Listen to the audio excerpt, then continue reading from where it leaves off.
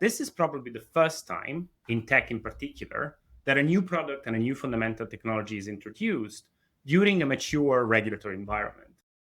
And within that environment, there's a clear attention from the community to make sure that we don't replicate some of the mistakes that we made or that probably were made in the past and miss out on the consolidation that happened, for example, in the Web 2.0 markets, which I think Andrea will define a bit better later on.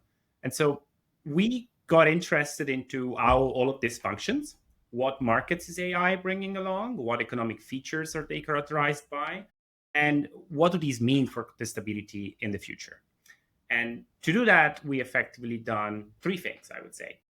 The first one is, again, there is a clear recognition there are some economic fundamentals that have undergone in the past 20 years that have led to some sort of concentration in digital space. And so the question is, are these fundamentals replicating in the AI space, or are there others maybe that are emerging, or maybe there aren't any that are actually suggesting that concentration and tipping could be a problem?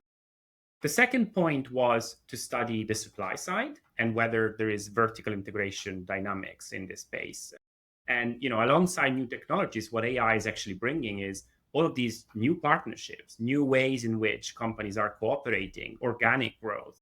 And so all of that will have an impact on the consumers and on competition landscape. And we want to understand that dynamic and that impact. And then as a third and last piece is the demand side. Because obviously it's one thing to think, suppliers are going to do something and behave in a certain way that it's going to shape how the markets are formed.